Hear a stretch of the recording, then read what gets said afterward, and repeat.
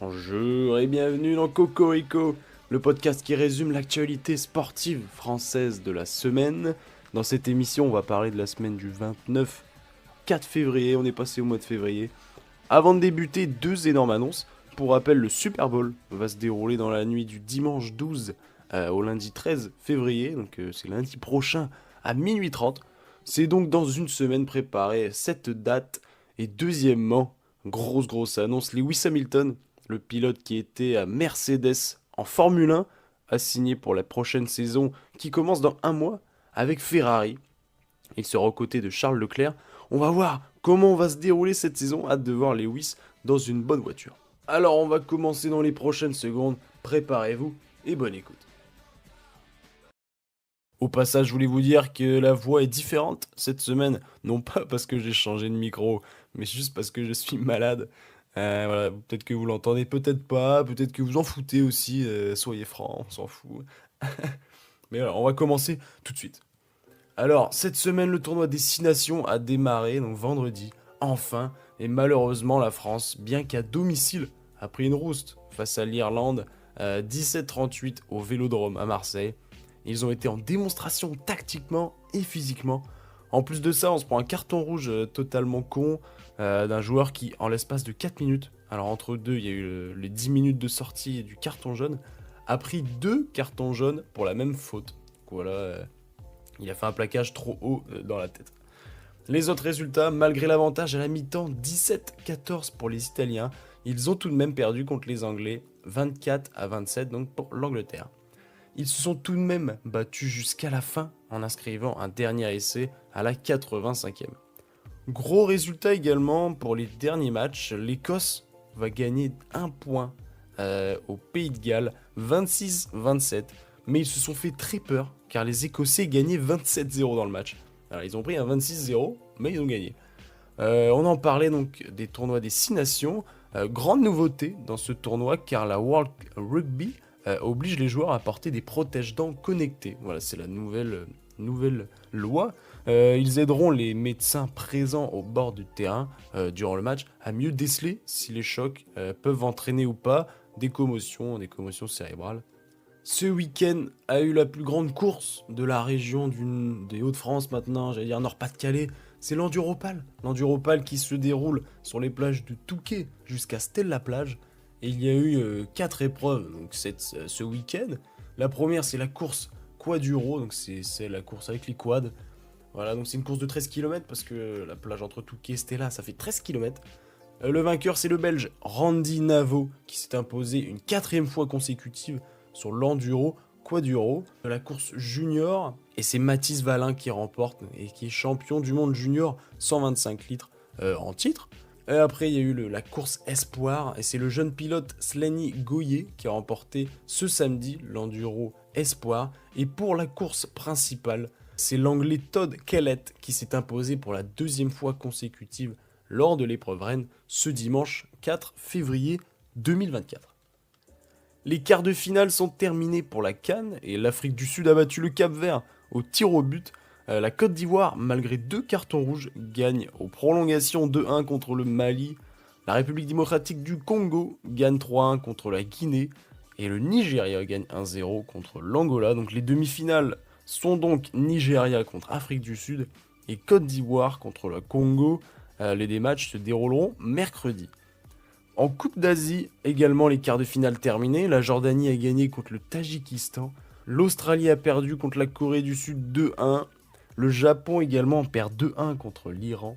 Et le Qatar gagne contre l'Ouzbékistan 2-1. Les demi-finales sont donc Jordanie-Corée du Sud, qui sera mardi à 16h.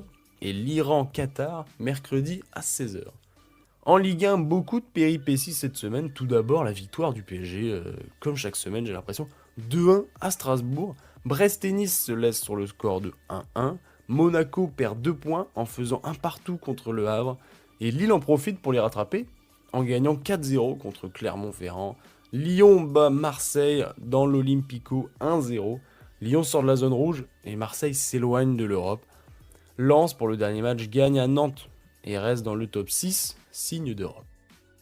En Ligue des Champions féminines, le PSG a fait 2-2 sur le sol allemand. du Bayern Munich. Paris FC a pris 4-0 à domicile contre Chelsea et l'OL a gardé le point du nul contre Prague 2-2. En Angleterre, donc en Première Ligue, le premier du championnat perd de l'avance. En effet, Liverpool a perdu lourdement 3-1 à Arsenal. Arsenal qui est deuxième et revient à 2 points de Liverpool. City a gagné 3-1 à Burnley et Aston Villa. Égalité avec City en nombre de points au classement, a gagné 5-0 à Sheffield United. En Bundesliga, pas de surprise dans le top 3 allemand. Leverkusen premier gagne 2-0 à Darmstadt. Le Bayern Munich gagne 3-1 contre Mönchengladbach avec notamment l'entrée de la nouvelle recrue bavaroise Sacha Boey et 3-1 de Stuttgart à Fribourg. Voici le top 3. En Italie, dans le choc du premier contre le deuxième, il y a eu beaucoup de chocs cette semaine, surtout ce week-end. En Italie, donc c'était l'Inter Milan contre la Juventus et c'est le premier, l'Inter, qui va gagner 1-0 contre la Juventus et prend 4 points d'avance. L'AC Milan, quant à eux, gagne dans un match à bouleversement 3-2 avec notamment un but et une passe D d'Olivier Giroud, notre GG favori.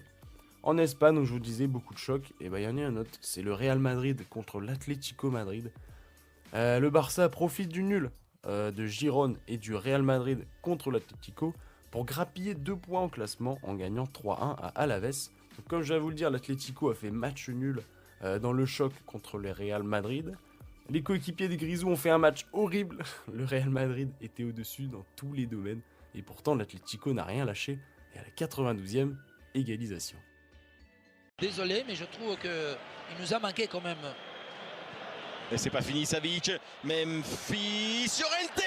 Oh, l'égalisation dans les dernières secondes, dans le temps additionnel. C'est une équipe de braqueurs. L'Atlético de Madrid, pourtant dominé, pourtant médiocre, va arracher un point inespéré au Bernabéu. Un partout. Bon, c'était un peu la farfouille là, pour la Liga espagnole, mais ce qu'il faut retenir, c'est que Girone a fait match nul. Le Real Madrid et l'Atlético ont fait match nul à 2-1-1. Et le Barça gagne 3-1 à Alaves, donc prend plein de points et grappille donc 2 points au classement et se rattrape du numéro 1.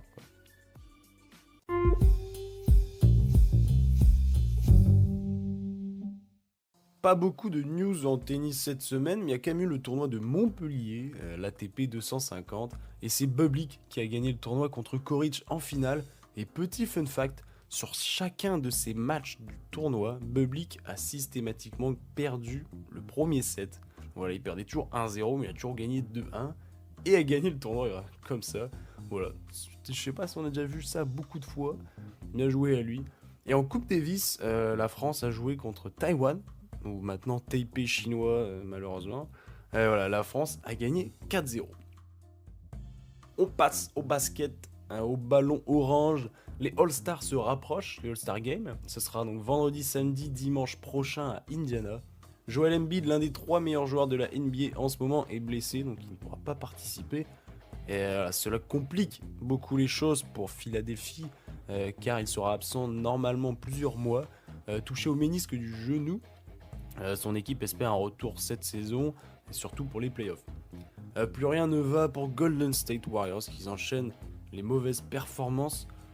Sauf un homme, parce qu'après la défaite contre Atlanta 141-134, Steph Curry a inscrit 60 points tout simplement. C'est le GOAT, de toute façon c'est le meilleur. Zach LaVine va subir une opération au pied et termine sa saison également. Il en a pour 4 à 6 mois. Voilà, donc c'est le joueur qui joue aux Chicago Bulls. En Euroleague, le club français ont joué 2 matchs cette semaine. Et l'Asvel a perdu ces 2 matchs. Le premier 73-83 contre Fenerbahçe et le deuxième 86-79 contre le premier, le Real Madrid. Monaco a fait l'inverse, comme souvent, en gagnant les 2 confrontations, 85-70 contre les Partisans de Belgrade et 76-69 contre Fenerbahçe. En Eurocoupe, Paris Basket est allé une nouvelle fois gagner, cette fois-ci au Beşiktaş, 72-91. Voilà, grosse victoire à l'extérieur. Il reste premier de leur groupe. Et lorsque Paris Basket gagne, Bourg-en-Bresse aussi, 64-68 à Ankara. Voilà, il reste également premier de leur groupe. Et en Betclic Elite, grosse nouvelle, Bourg-en-Bresse a réalisé ce que l'on pourrait dire impossible cette saison en Betclic. C'est gagner contre Monaco 74-70. Paris Basket et Lasvel ont également gagné de leur côté. Monaco reste tout de même bien premier. Mais ça fait plaisir de les voir un peu faillibles et qu'on puisse les battre.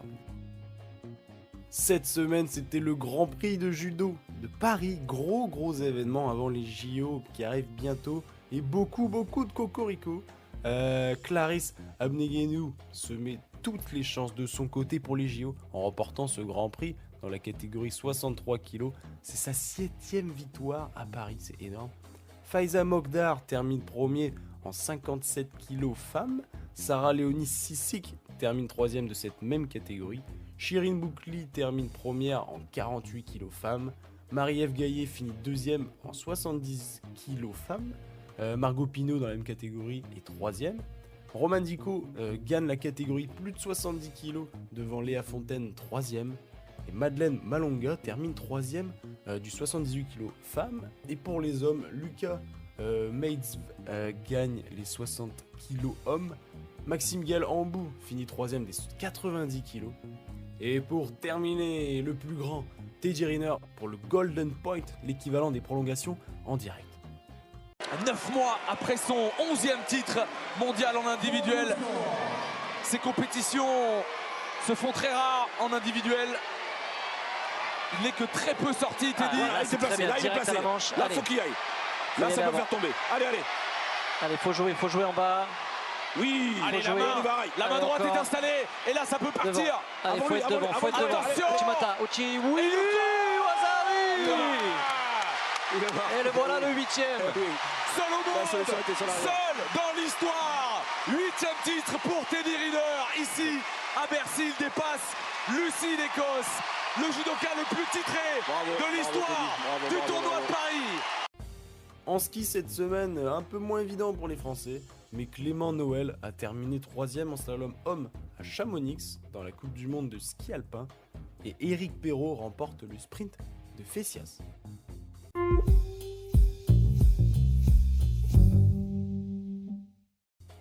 Et pour terminer, on les adore, les fun facts, les infos rapides. On les aime, surtout moi, je les adore. Cette semaine, championnat du monde de tir en ce moment qui se déroule au Caire. Lundi, Camille Jredwejski a fini 4e au 25 mètres pistolet femmes. Et le lendemain, Lucie Anastasiou termine à la même position, de cette fois à l'épreuve skit. Donc skit c'est quoi ? C'est l'épreuve comme sur la Wii, où il y a des cibles qui sont envoyées dans les airs par une machine et il faut les tirer. Romain Auffrère est arrivé 2e au 50 mètres carabine, 3 positions hommes. Et pour terminer, la France termine 2e du skit par équipe mixte, de bon augure je trouve pour les JO. Timothée Loubino, qu'on a vu la semaine dernière dans la Coupe du Monde de patinage, a fini cette semaine 5e du 5000 mètres. Comme je le disais, le Super Bowl est lundi prochain, mais autre nouvelle concernant ce sport, le championnat français de foot US vient de reprendre. Alors si vous êtes fan de foot US, n'hésitez pas à suivre le beau championnat français. Gwendal Biche a terminé 7e au championnat du monde de plongeon dans l'épreuve tremplin 1 mètre. Marc-Antoine Olivier a fini 2e au championnat du monde de nage sur le 10 km homme. Vient de commencer les championnats du monde de water-polo femmes. Il y a quelques semaines, c'était les hommes au tour des femmes. Et elles ont perdu le premier match, 11-6 contre la Grèce. Voilà, il va rester quand même 2 matchs après, donc contre la Chine et contre l'Espagne. Caroline Jouisse décroche son billet pour Paris 2024 et se qualifie pour l'épreuve 10 km en eau libre. Xavier Vaution, je ne sais pas si vous connaissez, mais c'est le patron de NBA Extra sur Beansport et commentateur évidemment. Il sera commentateur maintenant dans NBA Infinite. C'est un nouveau jeu qui sortira prochainement.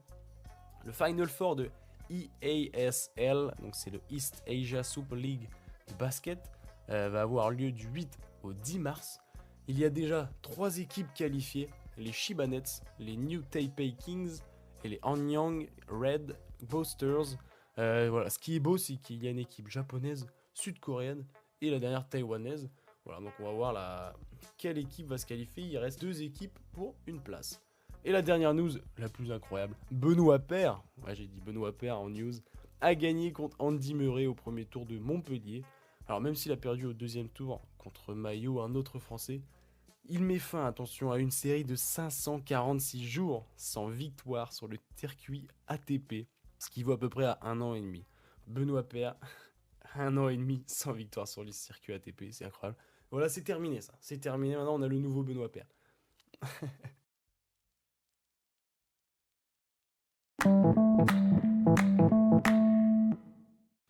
Cocorico, épisode 19 est maintenant terminé, j'espère qu'il vous a plu. Beaucoup de news encore cette semaine, je le dis à chaque fois, mais bon, c'est toujours beau de voir. Cette semaine c'était le judo, là, c'était magnifique. On a un peu de répondants quand même. Rugby, il va falloir faire attention, j'espère que l'équipe de France va se réveiller. On voit qu'Antoine Dupont manque un peu. Et on va voir aussi la nouvelle saison de F1 qui débutera dans quelques semaines. Mais ça risque d'être beau. Alors n'oubliez juste pas le Super League la semaine prochaine. All-Star Game en NBA, ouais, c'est un peu américain. Si vous voulez, il y a de la CAN, il y a les demi-finales cette semaine, et la Coupe d'Asie également. Il y a de tous horizons et partout dans le monde. Alors vous avez aucune excuse. Hein. Je vous souhaite une bonne semaine sportive, n'oubliez pas quand même, on suit le sport, mais il faut en pratiquer. Bonne semaine à vous, bonne journée, bonne soirée, bonne ce que vous voulez, et au revoir.